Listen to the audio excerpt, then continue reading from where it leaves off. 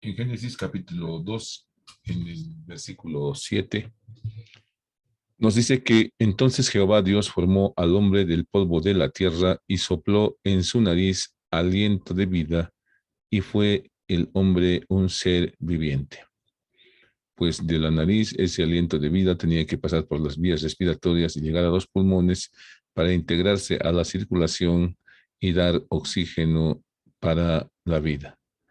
Pues así como Jehová Dios ha dado ese oxígeno vital para el cuerpo humano, también nos da ese soplo de vida espiritual para una vida eterna junto con Él. Tengan ustedes un cordial saludo. Vamos a abordar el día de hoy un segmento de la vía respiratoria que es la laringe. Aquí estamos nosotros en la UNSA, Facultad de Medicina, Enfermería, Nutrición y Tecnología Médica, Cátedra de Anatomía, y veremos el tema de laringe. La laringe es conocida coloquialmente como nuez o manzana de Adán porque se pensaba y se creía que esta eminencia en la región anterior del cuello pues venía desde Adán debido a que se había atragantado con la manzana que Eva le había dado a comer. Ahora sabemos bien que el fruto no era una manzana, pero eso se mantiene tradicionalmente. Aquí tenemos una disección donde podemos ver profundamente a la laringe con su cartílago tiroides, rodeada por los músculos infrayoideos. Inmediatamente por debajo de la laringe se encuentra la tráquea, la cual está íntimamente relacionada con la glándula tiroides. Vemos algunos elementos anatómicos importantes cerca de la laringe, como la arteria carótida común, la carótida externa, la arteria tiroidea superior, el asa del hipogloso, la vena yugular interna, que son relaciones a distancia. Sin embargo, otra relación muy importante es el hueso yoides, que se encuentra muy íntimamente unido a la laringe. Los músculos supra e infrayoideos, al elevar y descender el hueso yoides, pues llevan consigo a la laringe. Las funciones de la laringe. Aquí tenemos la vía respiratoria que comienza en las fosas nasales, pasa por la nasofaringe, la orofaringe y continúa con la laringe y luego con la tráquea. Y también tenemos que mencionar que la cavidad bucal y la orofaringe se constituyen en un conducto mixto, puesto que por aquí tenemos la capacidad de introducir aire a la vía respiratoria. Las funciones de la laringe son, en primer lugar, el paso de aire. Debido a la presencia de las cuerdas vocales, también interviene en la fonación.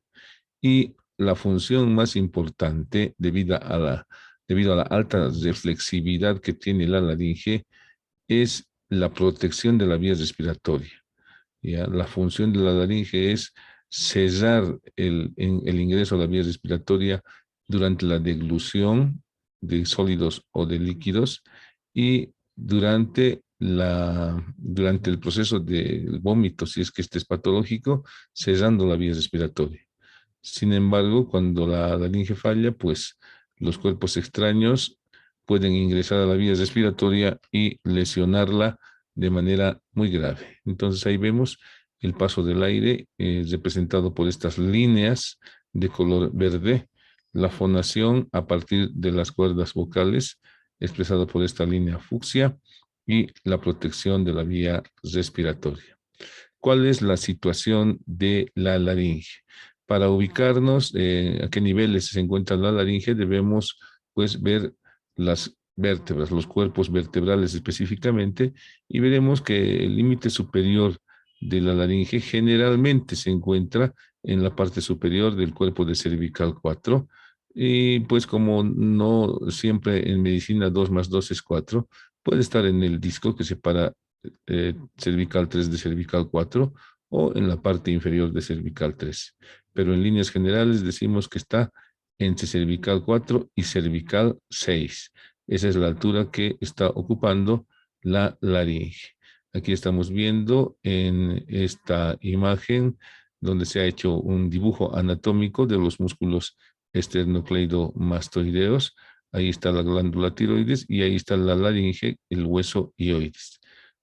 Para mi gusto anatómico debería estar un poco más arriba el hioides y un poco más arriba la laringe, puesto que en el sexo femenino, pues evidentemente la laringe es un poco más alta que en el sexo masculino, ¿no? Aquí está representándonos a las glándulas submandibulares y aquí algunos ganglios linfáticos. ¿Cuál es la situación en los niños? Pues la situación en los niños es un poco más alta. La laringe ya está un poco más arriba de cervical 6 en los niños y en el sexo femenino. Seguimos viendo la posición de la laringe y pues las cuerdas vocales forman con un plano trazado, pasando tangente al arco anterior del atlas, un ángulo. ¿Sí? Este ángulo formado por las cuerdas bucales y este plano es el ángulo epiglótico, ¿sí? El ángulo epiglótico. Y este ángulo epiglótico, pues, es un poco más abierto, mientras los niños son de mayor edad y en el adulto obviamente será más abierto. Vean ustedes cómo aquí este plano está formando un ángulo muy agudo. Eso significa que la laringe en los neonatos y en los niños pequeños es más alta, debido a esa mayor altura en la que se localiza la laringe, la voz es más aguda, lo cual es bastante evidente, ¿no? Y aquí tenemos en esta laringe de adulto, pues el plano entre las cuerdas vocales y la línea tangente que pasa al arco anterior del atlas y al borde anterior de la epiglotis, el ángulo epiglótico que vemos que es más abierto, cerca a los 90 grados ya, lo cual significa que la laringe tiene una posición más baja en el sexo masculino especialmente, lo cual le da esa diferente tonalidad en la voz.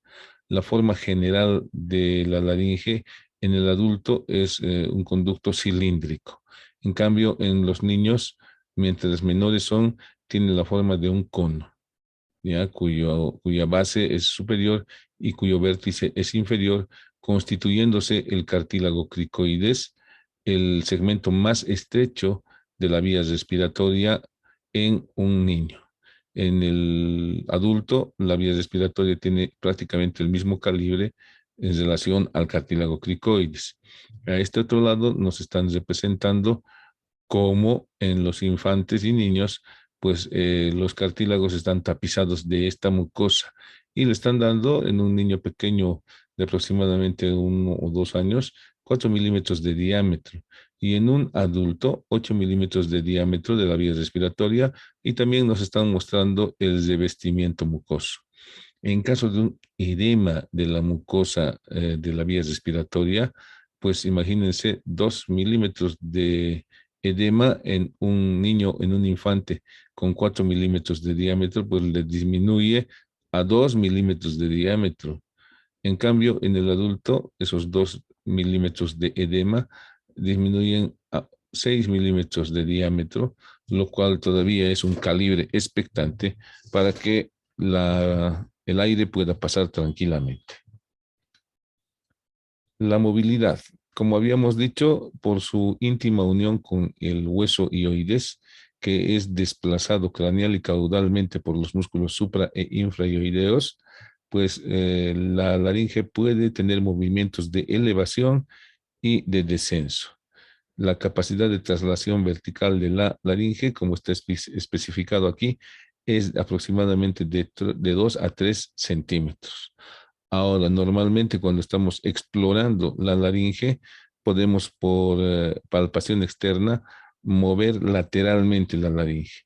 Si ese movimiento lateral no está dificultado, pues podemos deducir que se trata de una laringe sana y los tejidos vecinos también estarán sanos. Sin embargo, si no hay desplazamiento lateral, puede ser que se esté tratando de un proceso infeccioso o quizá un proceso canceroso. Aquí vemos las dimensiones generales de la laringe. En el sexo femenino, la longitud de la laringe es de 36 milímetros y en el sexo masculino de 44 milímetros. El diámetro anteroposterior de la laringe en el sexo femenino es de 41 milímetros y en el sexo masculino 43 milímetros. El diámetro transversal de la laringe en el sexo femenino es de 26 milímetros y en el sexo masculino de 36 milímetros. La circunferencia en el sexo femenino 112 milímetros y en el sexo masculino 136 milímetros. Entonces, esas son las dimensiones en las cuales claramente el sexo femenino tiene dimensiones menores a las del sexo masculino. Entre las dos láminas del cartílago tiroides se forma un ángulo llamado precisamente ángulo tiroideo, el cual es más abierto en el sexo femenino, 120 grados, y en el sexo masculino es más cerrado, 90 grados. Entonces, aquí en este esquema estamos viendo cómo es la longitud de la laringe en sentido anteroposterior, tanto en el sexo masculino como en el sexo femenino. Aquí, en la edad prepuberal, vemos que el cartílago tiroides y las cuerdas vocales son prácticamente iguales tanto en el sexo masculino como en el sexo femenino. Después de la pubertad, cuando ya han estimulado las hormonas sexuales masculinas y femeninas, el desarrollo de todos los órganos secundarios, pues las cuerdas bucales y el cartílago tiroides tienen una longitud mayor en el sexo masculino y el ángulo tiroideo más agudo. Y en el sexo femenino, la longitud anteroposterior se mantiene prácticamente como en la edad prepuberal, el tamaño es proporcionado y las cuerdas vocales también son algo menores. Aquí nos muestra cuál es la diferencia entre la longitud anteroposterior del sexo masculino, aquí en punteado el cartílago tiroides, y del sexo femenino. Aquí igual, ¿no? 60% más tiene de diámetro anteroposterior el sexo masculino y 40% el cartílago tiroides. Como habíamos dicho, las laringes masculinas son de mayor tamaño y las femeninas de menor tamaño. En lo que se refiere a la estructura de la laringe, pues está constituido por un importante esqueleto cartilaginoso, el cual se une por medio de articulaciones y de membranas. También está constituido, además de las articulaciones sinoviales y de las membranas, por una mucosa que tapiza profundamente a la laringe, un esqueleto fibroso que está junto con los ligamentos y extrínsecamente está formado por el hueso hioides y los músculos extrínsecos. Vale la pena también mencionar que en la estructura íntima de la laringe vamos a encontrar los músculos intrínsecos, que son los que van a mover a las cuerdas bucales. Ya habíamos mencionado que tiene un esqueleto cartilaginoso, articulaciones, membranas y ligamentos, músculos intrínsecos y una mucosa. Aquí estamos viendo en esta imagen de Netter de perfil la presencia de los cartílagos impares de la laringe, que son el cartílago epiglótico, que aquí está siendo cubierto por el hioides y por la membrana tiroidea. Sin embargo, le hemos remarcado con esta línea punteada al cartílago epiglótico, el primer cartílago impar localizado en la línea media.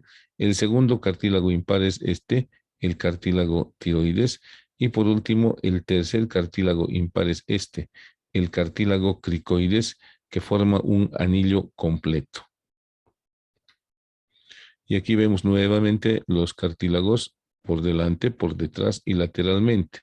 Por delante hemos mencionado 3 cartílagos impares en la línea media, el cartílago epiglótico, el cartílago tiroides y el cartílago cricoides. Vistos por detrás, ahí está el cartílago epiglótico, ahí está el cartílago tiroides con sus 2 láminas y ahí está el cartílago cricoides. En la imagen de perfil, el cartílago epiglótico, el cartílago tiroides y el cartílago cricoides. Aquí en este esqueleto cartilaginoso, además, estamos viendo otros cartílagos muy importantes, los cartílagos pares localizados a los lados de la línea media. Tenemos en primer lugar los cartílagos aritenoides, que son de vital importancia en la función de la laringe. Estos cartílagos, que tienen la forma de una pirámide, por arriba tienen a los cartílagos corniculados, y en los repliegues aritenoepiglóticos encontraremos otros pequeños cartílagos llamados cartílagos sesamoideos. Ahí estamos viendo en un corte vertical de la laringe los cartílagos impares, la epiglotis, el cartílago tiroides, y aquí cortado el cartílago cricoides. Aquí vemos el cartílago aritenoides, y sobre el cartílago aritenoides el cartílago corniculado. Y en los pliegues aritenoepiglóticos estarían los cartílagos sesamoideos. En esta imagen además aprovechamos para decir que en esta parte anterior del cartílago aritenoides, llamado apófisis vocal, se inserta la cuerda vocal.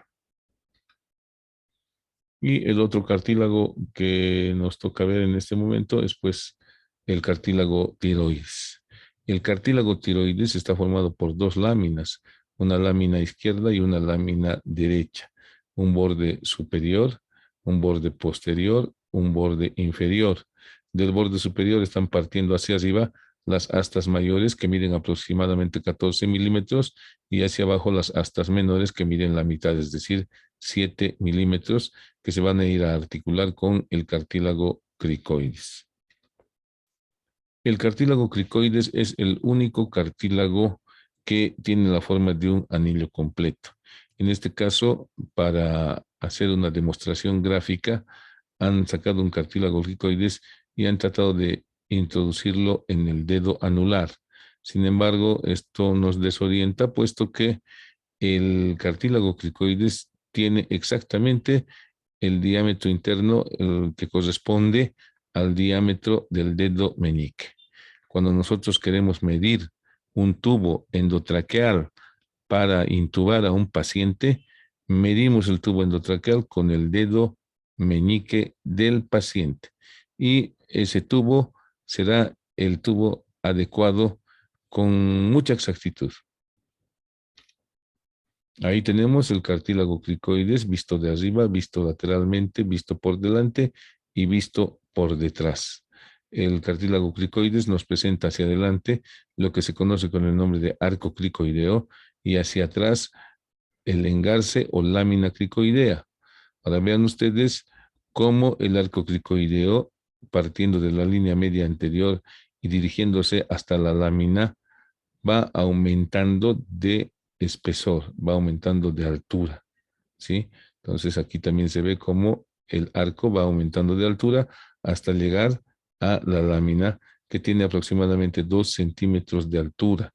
La lámina en su cara anterior es lisa, cóncava, y en su cara posterior presenta una cresta muy gruesa en la parte media, y a los lados va a presentar unas depresiones que sirven para la inserción del músculo cricoaritenoideo posterior. Ahí vemos nuevamente el cartílago cricoides con su arco y con su lámina cricoidea. El borde superior de la lámina presenta una superficie articular en forma de segmento de cilindro. A los lados de la línea media en el borde superior se articulan los dos cartílagos aritenoides.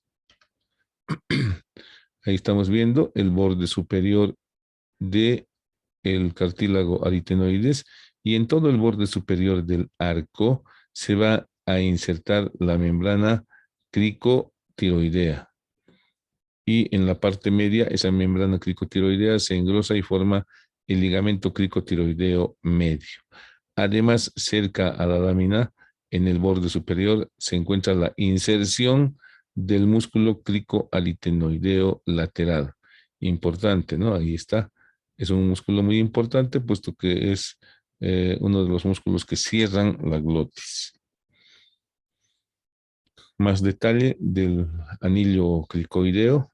Como hemos dicho, por dentro es cóncavo, liso. En cambio, por detrás la lámina tiene una cresta muy gruesa y a los lados unas depresiones, las fositas hemisféricas, donde se inserta el músculo cricoaritenoideo posterior. Y ahí está el borde superior, donde se articularán los cartílagos aritenoides. El cartílago tiroides, como estábamos mencionando, está formado por dos láminas cuadriláteras unidos en el borde anterior en la línea media, produciendo este ángulo diedro saliente, que es más notorio en el sexo masculino que en el sexo femenino. En la cara externa de las láminas vamos a encontrar una cresta oblicua que se dirige de abajo hacia arriba y de adelante hacia atrás, que a veces es reemplazada por un ligamento. Esta cresta que se encuentra en la cara externa del cartílago tiroides da inserción por abajo al músculo externo tiroideo y hacia arriba al músculo tiroideo, la línea o cresta oblicua del cartílago tiroides. El borde superior presenta en la línea media una incisura, ya está excavado para formar una escotadura y a lo largo de todo este borde superior se inserta el ligamento tiroideo. En la parte media ese ligamento se engrosa y forma el ligamento tiroideo medio.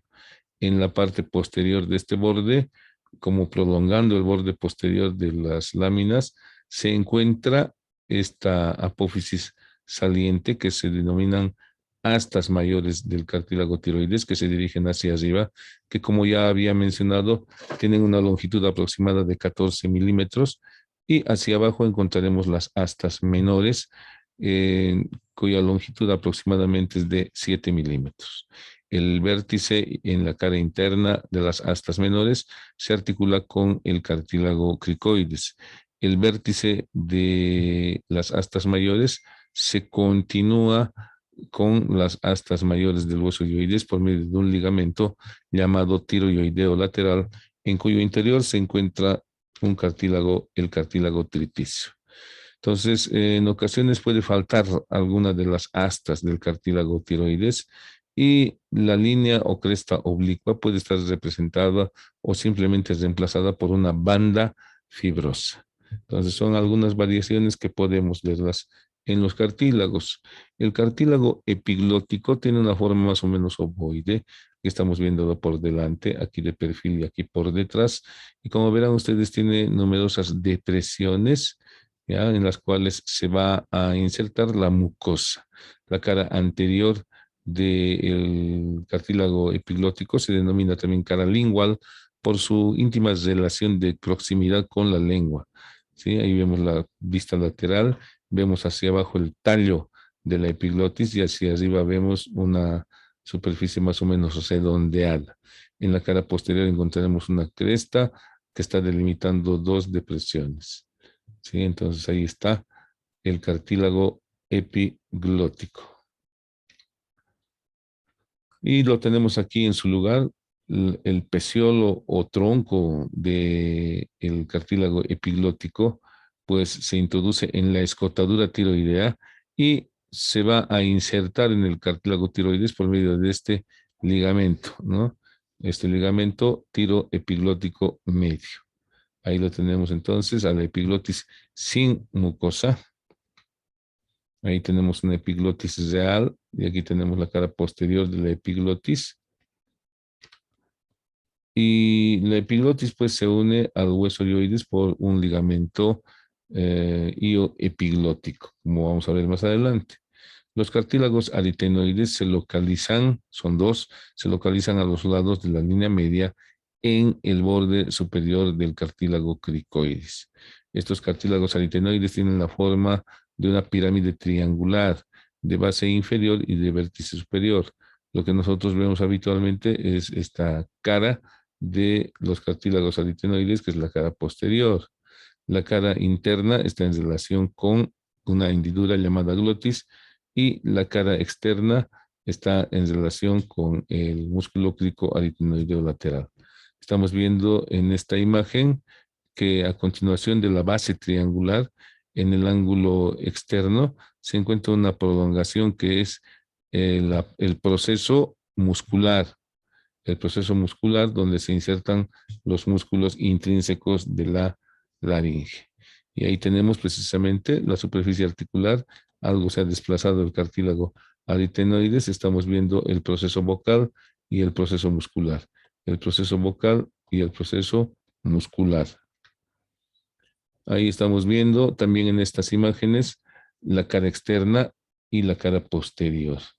En la cara externa hay una pequeña depresión, la fosita hemisférica, pero lo importante es que en la parte anterior de la base de esta pirámide se encuentra una apófisis vocal donde se inserta las cuerdas vocales y el músculo tiroaritenoideo.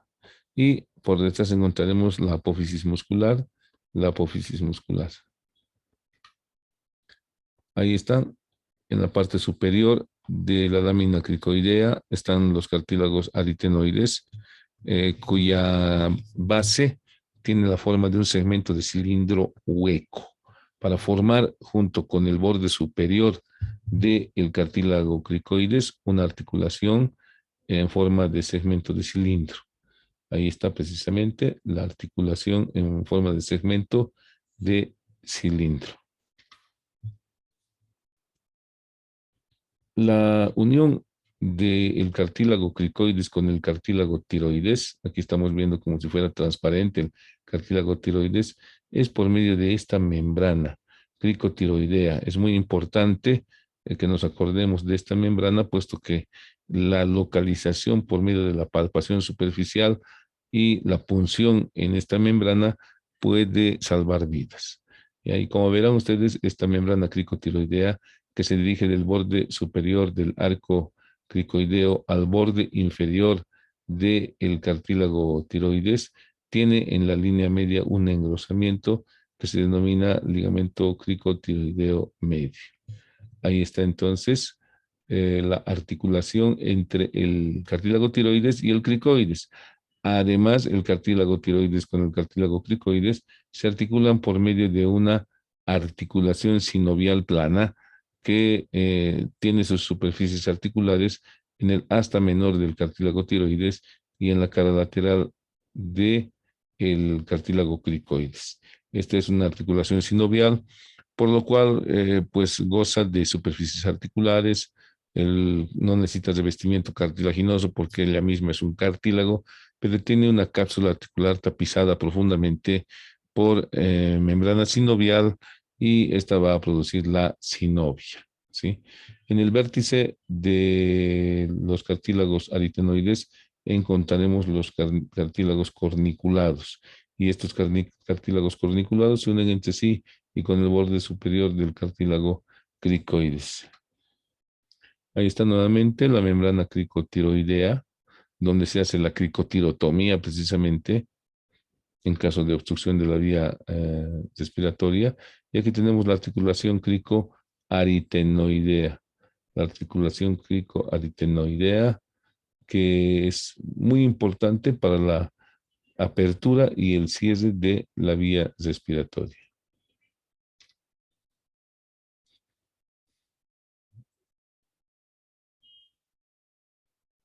Aquí tenemos una aproximación del borde superior del cartílago cricoides con la articulación con los cartílagos aritenoides y vemos pues que entre las caras internas de los cartílagos aritenoides queda un pequeño espacio que será rellenado por un músculo. Y en la parte superior, en el vértice de los cartílagos aritenoides, tenemos los cartílagos corniculados que están unidos por medio de una articulación sinovial plana o anfiartrosis con cápsula articular y membrana sinovial. Lo mismo que la articulación cricoaritenoidea que tiene la forma de segmento de cilindro y que también es una articulación sinovial con cápsula articular y ligamentos de refuerzo. Ahí está la articulación aricorniculada en una ampliación donde vemos las superficies planas. Y pues encontramos un ligamento denominado cricocorniculado que se une al del lado opuesto para terminar en el borde superior de la lámina cricoidea y en su interior contiene un cartílago denominado cartílago interaritenoideo. En esta imagen estamos viendo la epiglotis que se está uniendo al cartílago tiroides por medio de este ligamento tiroepiglótico. Ahí está la epiglotis y este sería el ligamento tiroepiglótico. En el interior y en el espesor de, la estructura de la laringe, vamos a encontrar un tejido fibroso que se encuentra a partir de las cuerdas vocales para abajo, que se denomina cono elástico, que se inserta en el borde superior del cartílago cricoides y termina en las cuerdas vocales. Y hacia arriba encontraremos otro tejido fibroso que es cuadrilátero, que es la lámina cuadrilátera. Precisamente aquí tenemos un esquema donde la descripción de estos dos elementos, la membrana cuadrilátera y el cono elástico, están en torno a las cuerdas bucales, ¿no? Tradicionalmente se mencionan a las cuerdas bucales verdaderas o inferiores y a las cuerdas bucales falsas o superiores. Esas cuerdas bucales falsas están formadas por el ligamento vestibular y las cuerdas vocales verdaderas por el ligamento vocal. Ambas se extienden desde el cartílago tiroides hasta el cartílago aritenoides, ¿no? Aquí está el cartílago tiroides al aritenoides. Y pues el tejido fibroso que se encuentra craneal al ligamento vestibular tiene forma cuadrilateral, como se ve aquí, y está formando precisamente esa membrana cuadrangular.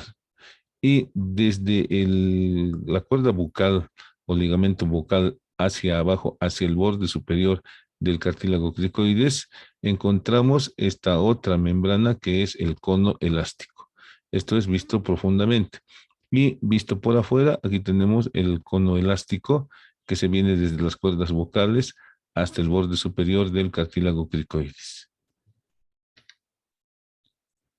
Ahí encontramos los ligamentos ariteno-epiglóticos, que están formando los repliegues ariteno-epiglóticos, ¿sí?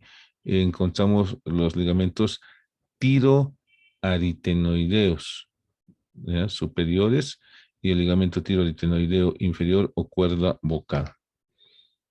La unión de la laringe con los órganos vecinos se realiza por medio de esta primera membrana, que es la membrana tiroioidea. La membrana tiroioidea que une el borde superior y el asta mayor del cartílago tiroides con el borde inferior de el hueso hioides por medio de esta membrana tiroioidea que tiene en la parte media un engrosamiento que se denomina ligamento tiroioideo medio y en la parte lateral entre el vértice de las astas mayores del cartílago tiroides y del hueso hioides otro engrosamiento que es el ligamento tiroioideo lateral en cuyo espesor se encuentra un pequeño cartílago que es el cartílago tritíceo. Luego, los ligamentos que unen la epiglotis con la lengua, que no lo estamos viendo aquí, que son los ligamentos glosoepiglóticos medios y laterales, los ligamentos faringoepiglóticos y la membrana cricotraqueal. La membrana cricotraqueal que se inserta en el borde inferior del anillo cricoideo hasta el borde superior del primer anillo traqueal. Ahí estamos viendo precisamente la membrana tiroidea con los ligamentos tiroideos laterales y el ligamento tiroideo medio. Ahí nos han disecado precisamente el ligamento tiroideo medio que tiene mayor consistencia que el resto del ligamento. Aquí estamos viendo la membrana ioepiglótica, ¿ya? La membrana ioepiglótica que está uniendo la cara anterior del cartílago epiglótico con la cara posterior del cuerpo del hueso hioides. Y aquí se forma este espacio llamado io tiro epiglótico que contiene un tejido adiposo que es llamada bolsa serosa de Boyer. En esta imagen estamos viendo a la epiglotis y estamos demarcando la presencia de los ligamentos glosoepiglóticos laterales y el ligamento glosoepiglótico medio. Y aquí estamos viendo la epiglotis y estos ligamentos faringoepiglóticos, que son también un medio de unión de la laringe a los órganos vecinos. Ahí estamos viendo el borde superior del repliegue aríteno epiglótico con las elevaciones que están representando la presencia de los cartílagos accesorios. Luego tenemos la membrana cricotraqueal. Aquí está por delante y aquí está lateralmente la membrana cricotraqueal que une el borde inferior del anillo cricoideo al borde superior del primer anillo traqueal. Los músculos. Podemos hablar de músculos extrínsecos, que ya los hemos mencionado, los supra e infraioideos, que están muy en relación con los movimientos de la laringe, y los músculos intrínsecos, que básicamente van a mover a las cuerdas bucales. Y encontraremos en primer lugar al tensor de las cuerdas bucales o cricotiroideo, que no está en estas imágenes, los dilatadores de la glotis, como el cricoaritenoideo posterior, que es este. No hay otro músculo que dilate o abra las cuerdas vocales que el cricoaritenoideo posterior. Y los constrictores de la glotis son los cricoaritenoideos laterales, que no están aquí, los tiroaritenoideos inferiores y superiores, y los interaritenoideos o ariaritenoideos con su porción transversa y su porción oblicua. Los músculos extrínsecos, como hemos mencionado ya, son los músculos supraioideos e infraioideos. Los infraioideos ya los conocemos al esternotiroideo, al tiroideo, al esternocleidoioideo y al homoioideo. Y los superiores, pues tenemos el digástrico, el estiloioideo, el miloioideo, el faringoestafilino, el estilo faringeo, que también colaboran a elevar la laringe. Ahí estamos viendo precisamente los músculos infraioideos, el homoioideo, el esternoioideo, esternocleidoioideo, el esternotiroideo, el tiroideo. Y en la parte superior, al digástrico, al estiloioideo. Ya nos faltarían ver los faringoestafilinos y el músculo constrictor inferior, que también es un músculo extrínseco, donde encontramos el esfínter esofágico superior. Aquí tenemos en la cara externa de la laringe, partiendo del cartílago cricoides a el borde inferior del cartílago tiroides, a este músculo que es el músculo cricotiroideo o tensor de las cuerdas vocales. El resultado final de la tensión de las cuerdas vocales es pues netamente el cierre de las cuerdas vocales, la aproximación de las cuerdas vocales, la aducción de las cuerdas vocales. Ahí tenemos entonces los músculos tensores de las cuerdas vocales, aquí están relajadas y aquí están tensas las cuerdas vocales, y se tensan las cuerdas vocales cuando estamos emitiendo sonidos. Este espacio que hay entre las dos cuerdas vocales es la glotis fonatoria, y el espacio que hay entre los dos cartílagos aritenoides es la glotis respiratoria. Todo en conjunto es la glotis. Entonces, cuando las cuerdas vocales se separan es la abducción, y cuando se aproximan es la aducción de las cuerdas vocales. O cuando se separan las cuerdas vocales están dilatando la glotis, y cuando se cierran están constriñendo la glotis. Este músculo, el cricoaritenoideo posterior, se llama así porque está partiendo del cartílago cricoides y está terminando en la apófisis vocal del cartílago aritenoides. El cricoaritenoideo posterior es el único músculo que va a abrir las cuerdas vocales, va a abducir, separar las cuerdas vocales y va a producir una apertura de la glotis, el cricoaritenoideo posterior. Ahí estamos viendo precisamente la acción de los músculos cricoaritenoideos posteriores. Esta es la apófisis vocal, Aquí atrás, a este nivel más o menos, se encuentra la apófisis muscular, que es traccionada de tal manera que el cartílago aritenoides rota y se dilata la glotis, se abre la glotis fonatoria y la glotis respiratoria, y hacia abajo estamos apreciando la tráquea con sus anillos traqueales en esta visión endoscópica. Además, estamos apreciando cuerdas vocales, pliegues vestibulares, estamos apreciando el cartílago corniculado, los repliegues ariteno-epiglóticos, esta es la epiglotis, la presencia de los cartílagos accesorios en los repliegues ariteno-epiglóticos. Y por arriba de las bandas ventriculares encontraremos la lámina cuadrilátera y por debajo de las cuerdas bucales encontraremos el cono elástico.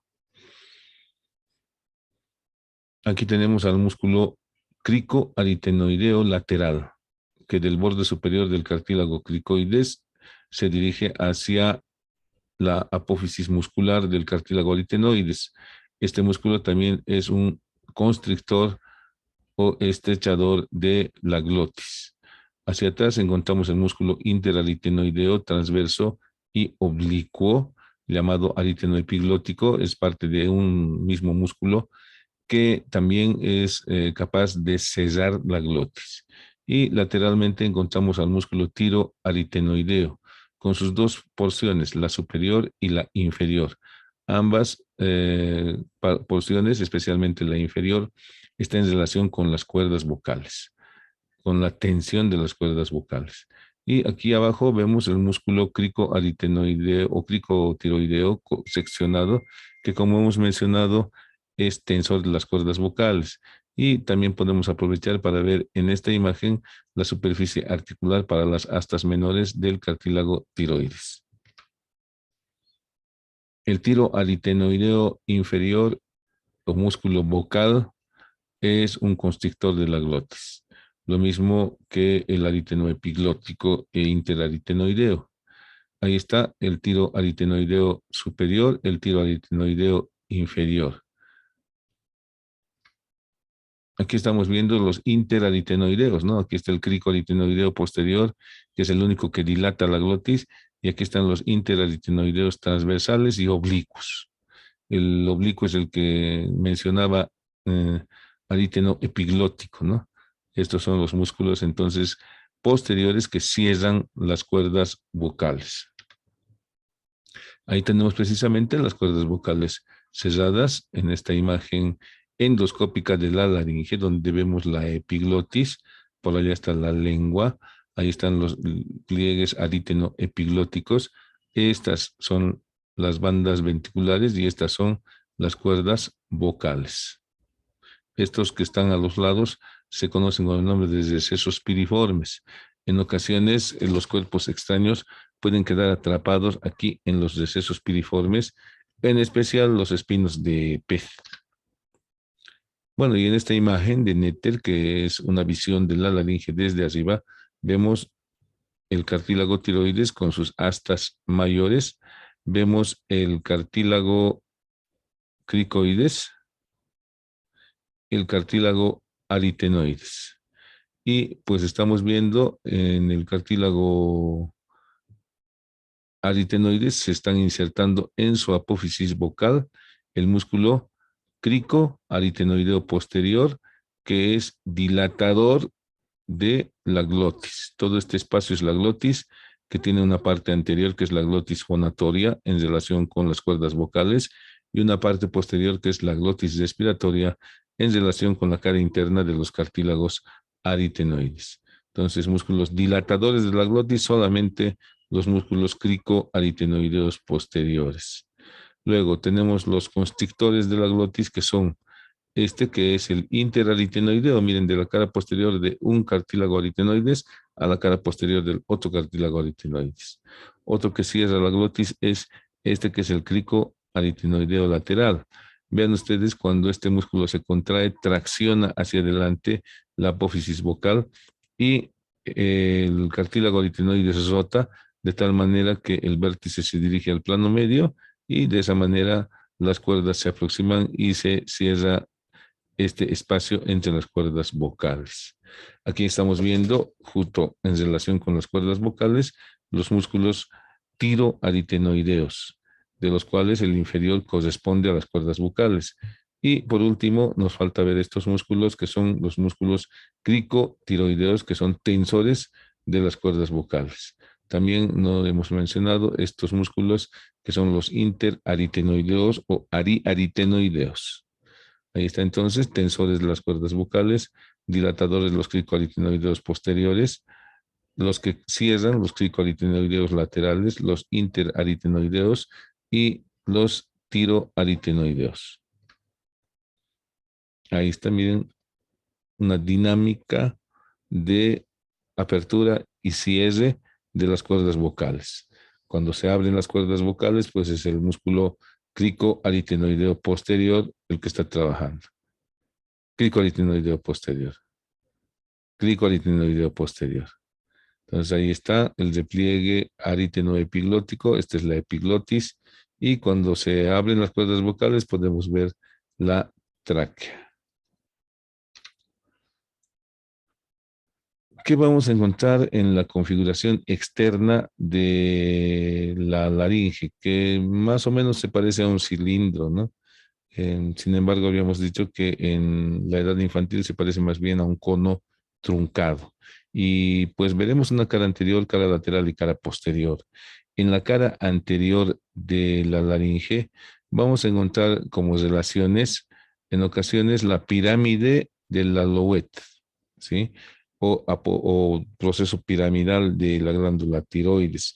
A tenerla en cuenta, puesto que si hacemos una cricotirotomía y nos encontramos con esta prolongación de la glándula tiroides, podemos producir una profusa hemorragia. Por delante de la laringe se encuentran los músculos infraioideos, ya en superficiales, el esternocleidoideo y el homoioideo. Y al mismo cartílago hemos dicho que se inserta el músculo esternotiroideo y el tiroideo, que están superficialmente en relación a la laringe. También vamos a encontrar que la cara externa de la laringe está cruzada por la arteria tiroidea superior, la vena tiroidea superior. También lateralmente se encuentra la arteria carótida común y un poco más allá se encontrará el nervio vago. Ahí está las relaciones de la cara anterior de la laringe. En la cara posterior de la laringe vamos a encontrar, en primer lugar, el orificio superior de la laringe. El orificio superior de la laringe. Luego vamos a encontrar la hendidura interaritenoidea. Y a los lados, lo que les había mencionado hace rato, ¿no? Los recesos piriformes. En el contenido o en la configuración interna de la mucosa de la laringe, vamos a encontrar que esta está dividida en una parte superior, en una parte media y en una parte inferior. El piso superior está formado por la banda ventricular para arriba. Sí, el límite inferior de este piso superior es la banda ventricular, que viene a delimitar lo que se conoce también con el nombre de vestíbulo de la laringe. El piso medio, que se encuentra entre las dos cuerdas vocales, y luego tenemos la cuerda bucal, y por debajo de la cuerda bucal, la subglotis, ¿no? Ahí está. Superior, medio e inferior. Y aquí estamos viendo en una sección vertical y en una sección transversal de la laringe que entre las cuerdas vocales verdaderas y las bandas ventriculares o pliegues vestibulares se encuentra una depresión, una fosita, que es el ventrículo laringio, ¿no? Ahí estamos viendo al ventrículo laringio.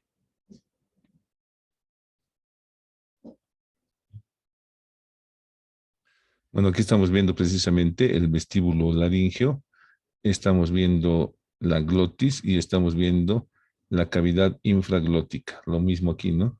Todo esto es el vestíbulo delimitado por la cara posterior de la epiglotis y a los lados la lámina cuadrilátera estará formando el esqueleto de esta pared lateral del vestíbulo y el borde superior estará formado por los repliegues aritenoepiglóticos. Aquí estamos viendo precisamente la parte superior. En la parte superior o vestíbulo encontraremos, como hemos dicho, el límite, la epiglotis con su saliente que se denomina tubérculo epiglótico, los repliegues aritenoepiglóticos, en la parte posterior la hendidura interaritenoidea y, como habíamos mencionado, en el interior de esta pared lateral se encuentra la lámina cuadrilátera, ¿no? Ahí está la banda ventricular. La glotis, el espacio entre las cuerdas vocales y entre las caras internas de los cartílagos aritenoides, pues viene a constituirse en la parte media, ¿no? Entre la banda ventricular y la cuerda vocal encontramos un espacio denominado ventrículo laringio que hacia adelante se prolonga con una cavidad llamada apéndice ventricular. Aquí estamos viendo precisamente en esta imagen de este corte vertical la presencia de ese apéndice ventricular que se prolonga más hacia adelante, ¿no? Y en esta imagen de Ken Hub estamos viendo la cuerda bucal, la banda ventricular y la prolongación hacia adelante, ¿no? El apéndice ventricular. Y el piso inferior, pues es nada más que la subglotis, que tiene el epitelio respiratorio cilíndrico pseudoestratificado con cilios vibrátiles y células caliciformes. Entonces, desde ahí nuevamente el epitelio respiratorio empieza a aparecer y pues esta subglotis es muy importante conocer. ¿Cuál es la irrigación de la laringe? Pues la arteria laringea superior, rama de la tiroidea superior. ¿Sí? La arteria laringe inferior, rama de la rama interna de la tiroidea superior, son las que van a dar la principal irrigación a la laringe, ¿no? Y aquí la tenemos, la arteria laringea superior, que penetra a la laringe perforando la membrana tiroidea, y ahí está la arteria laringea inferior, que también penetra a la laringe perforando la membrana cricotiroidea. Ahí tenemos de la arteria tiroidea inferior, se está originando la arteria laringea posterior. ¿Sí? La arteria laringea posterior que se dirige hacia la laringe y que va a irrigar la misma. Ahí vemos precisamente los vasos sanguíneos. Esta es la arteria laringea superior. Ya aquí está el asta mayor del ioides, aquí está el borde superior del cartílago tiroides, la arteria laringea superior, rama de la tiroidea superior, que se está distribuyendo en el interior de la laringe. La inervación está proporcionada por el nervio laringio superior y el nervio laringio recurrente, ambos ramas del vago. Y ambos en el interior de la laringe se anastomosan por medio de sus ramas.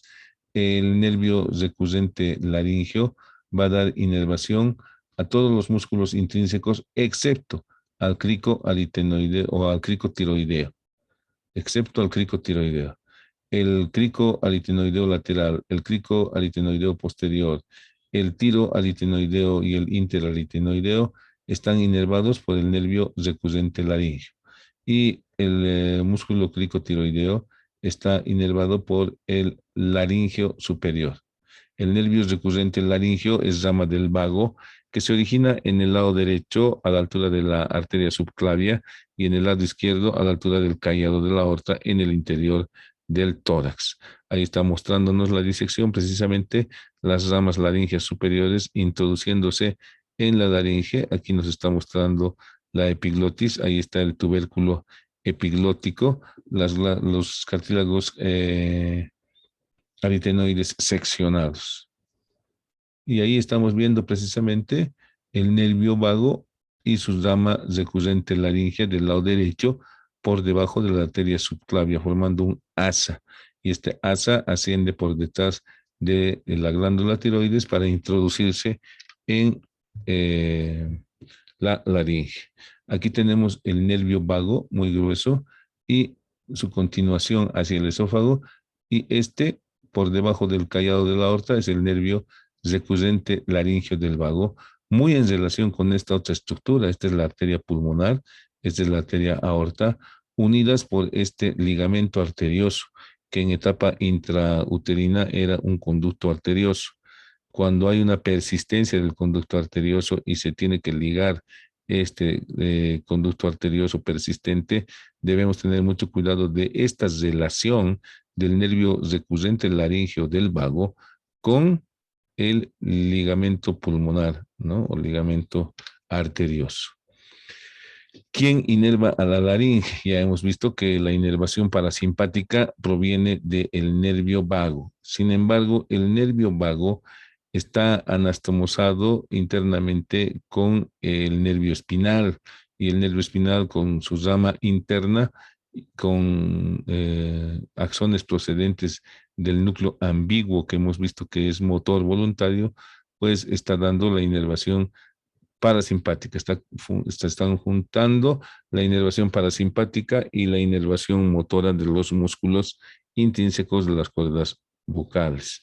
Además, también tiene la inervación simpática proveniente de los ganglios simpáticos cervicales y de los primeros torácicos, ¿no ve? 1, 2, 3, 4, hasta el 5, ¿ya? Pero solamente los primeros van a ir a dar inervación simpática a la laringe. El resto será parasimpático. Y ahí tenemos precisamente la acción de los músculos, dilatación de la glotis, cierre de la glotis, dilatación de la glotis. Esta es una glotis de un neonato, por eso su epiglotis se ve un poco más marcada. Dilatación de la glotis, cierre de glotis. Ahí está la comisura anterior, que se describe endoscópicamente. El profesor Manuel García es el que ha ideado este procedimiento para visualizar las cuerdas vocales, de sus estudiantes fundamentalmente, y mejorar la eficacia y calidad de su canto. Ha utilizado pues precisamente este espejito de los odontólogos para hacer esta laringoscopía que se llama laringoscopía indirecta. Actualmente hacemos laringoscopías directas con el laringoscopio o con el endoscopio.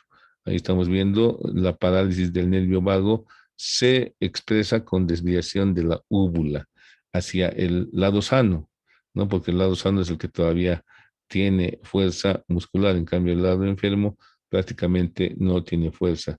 También se manifiesta en una desviación de las cuerdas bucales, ¿no? Se desviará la cuerda bucal hacia el lado sano.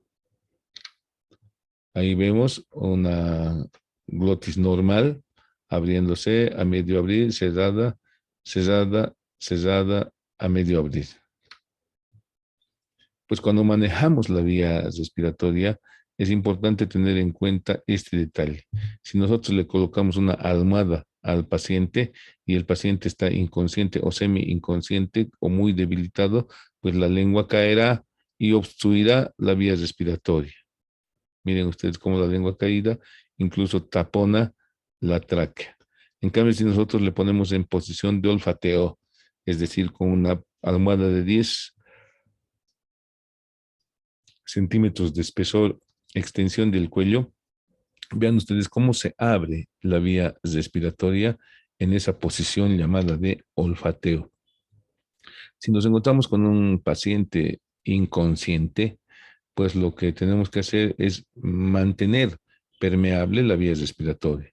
Ahora, no siempre debe estar inconsciente, muchas veces están muy debilitados por el esfuerzo que han realizado, y pues la lengua que es pesada puede caer, como hemos visto en la diapositiva anterior, y obstruir la vía respiratoria. Entonces, para evitar aquello, contamos con estos aditamentos, con este material de manejo de la vía respiratoria, que es el tubo de Mayo. El tubo de Mayo debe ser adecuado. Un tubo de Mayo adecuado a un paciente es el que se mide desde el gonio o ángulo de la mandíbula hasta el labio. Entonces, midiendo por fuera y abarcando con el tubo de Mayo desde el ángulo de la mandíbula hasta la comisura labial, pues estamos seguros de que estamos en el lugar preciso, porque si introducimos un tubo más largo, un tubo de Mayo más largo, podemos empujar la epiglotis y cerrar la vía respiratoria.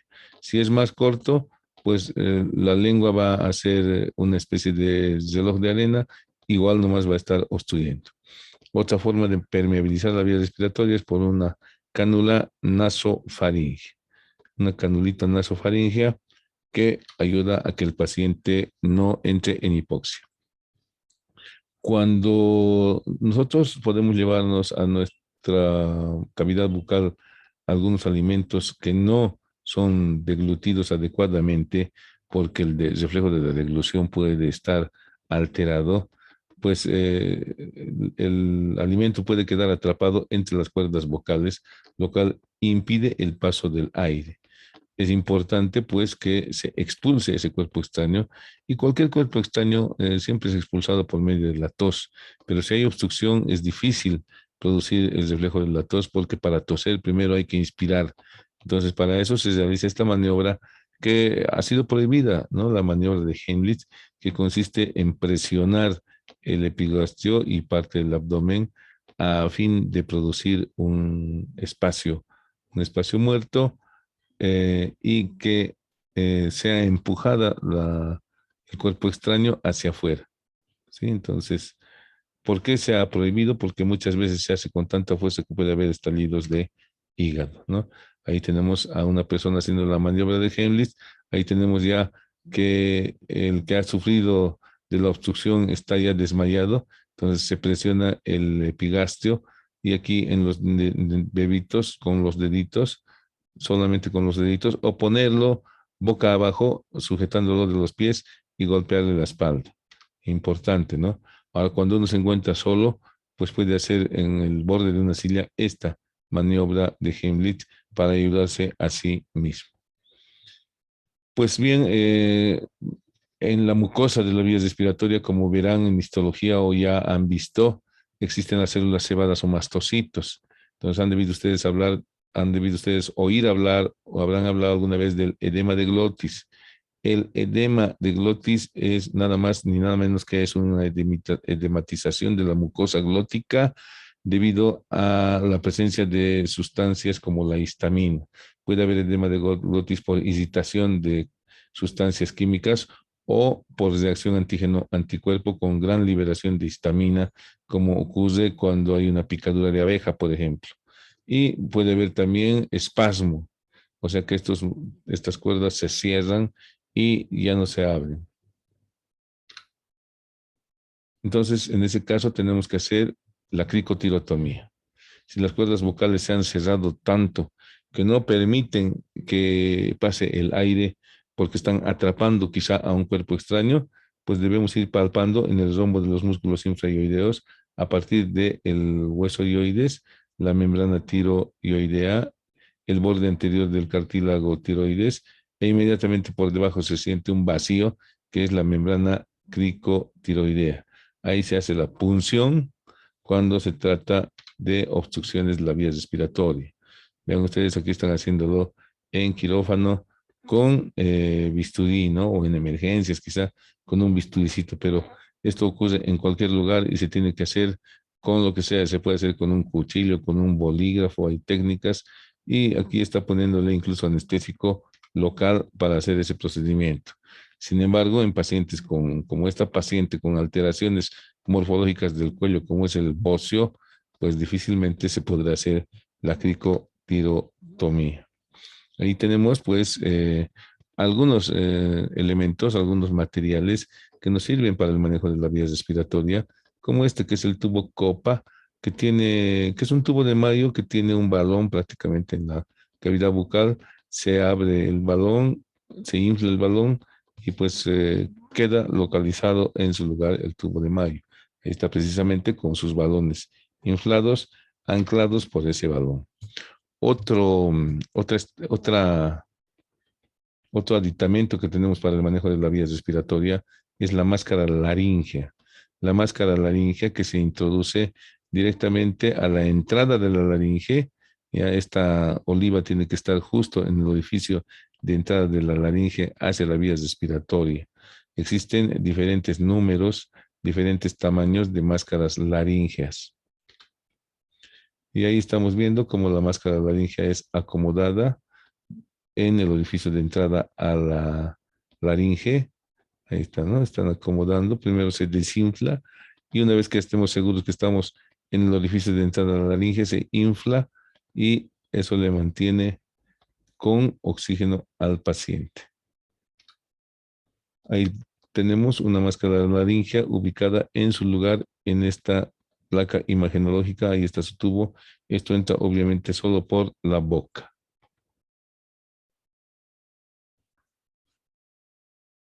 La vía respiratoria y la boca están muy íntimamente relacionadas desde el punto de vista de continuidad y contigüidad. Por lo tanto, nosotros empleamos la visibilidad de las estructuras de la boca para predecir un manejo de la vía respiratoria difícil. Aquí estamos viendo 4 tipos de visualización de las estructuras de la boca. En esta primera imagen estamos viendo cómo al pedir al paciente que saque la lengua se ven, en primer lugar, los pilares anteriores, la úvula, los pilares posteriores de la fosa amigdalina. Y pues cuando se puede observar todo esto, decimos que es un Mallampati clase 1. Cuando no se pueden ver los pilares y el vértice de la úvula está cubierto, se trata de un Mallampati grado 2. Cuando no se puede ver más que la base de la úvula, se trata de un Mallampati clase 3. Y cuando solamente se ve el paladar blando, se trata de un Mallampati grado 4. Esto está relacionado con la visualización de las cuerdas vocales. Cuando nosotros tratamos de visualizar las cuerdas vocales con la laringoscopía directa, en el Mallampati 1, pues se ven fácilmente las cuerdas vocales. En el Mallampati 2, pues la epiglotis prácticamente está cubriendo parcialmente la glotis. En el Mallampati 3 prácticamente no se ven las cuerdas vocales y en el Mallampati 4 no se ve ni la epiglotis. Entonces, esta prueba es muy sensible con un Mallampati 1 y un Mallampati 4. El 2 y el 3, pues son muy inciertos, pero el 1 y el 4 tienen el 90% de sensibilidad. Y pues aquí estamos viendo cómo con un laringoscopio con cámara se está realizando la intubación en este muñeco y es pues una forma de aprender la intubación endotraqueal por medio de esta técnica que se denomina simulación. Para realizar la intubación endotraqueal es necesario que alineemos el eje oral, el eje faringio y el eje laringio. Para alinear estos 3 ejes, pues lo que hacemos es colocar una almohada de 10 centímetros de altura debajo de la nuca del paciente. Luego extendemos el cuello para poner en posición de olfateo y ya tenemos alineados los ejes oral, faringio y laringio que nos permitirán hacer una visualización directa de las cuerdas vocales. En algunos casos, como en quemaduras con cicatrices queloides en el cuello, es muy difícil hacer aquello, ¿sí? No hay movilidad. En obesidad también es muy difícil realizar este alineamiento. Sin embargo, tratamos de poner al paciente en posición de olfateo. En algunas malformaciones con la quijada muy pequeña, también es muy difícil hacer la laringoscopía. Lo mismo en algunas malformaciones como en el labio leporino uni o bilateral. Entonces ahí estamos viendo cómo se está comprobando si el paciente está relajado en quirófano para realizar la maniobra de intubación endotraqueal. Aquí vemos la maniobra de intubación endotraqueal. Esta es una foto antigua. Estos tubos ya no se utilizan tubos descartables y se utiliza para todo esto guantes, ¿no? Aquí estamos viendo cómo preveyendo una intubación difícil, tenemos listos 2 laringoscopios, un ayudante y el que está introduciendo el tubo endotraqueal.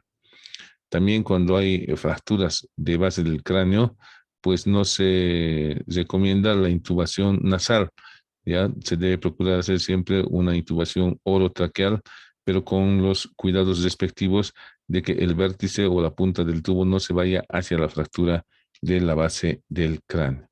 Entonces, cuando se trata de cirugías que se van a realizar en la boca, como por ejemplo tumores de la lengua, se hace una intubación normal y luego se hace un corte en el piso de la boca para luego con una pinza sacar el tubo endotraqueal por la parte inferior y así dar comodidad al cirujano para que realice su cirugía y en caso necesario el paciente quedará intubado por un tiempo prolongado. Ahí vemos precisamente diferentes vistas de las cuerdas bucales normales, abducidas. Aquí vemos la presencia de algunos quistes.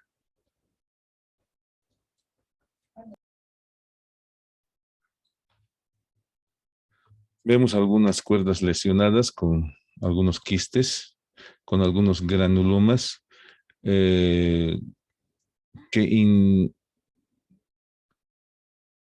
que interfieren en una correcta fonación, por lo cual se las puede tratar por medio de procedimientos quirúrgicos que obviamente por tratarse de cuerdas vocales son de alto riesgo, pese a que la cirugía es pequeña.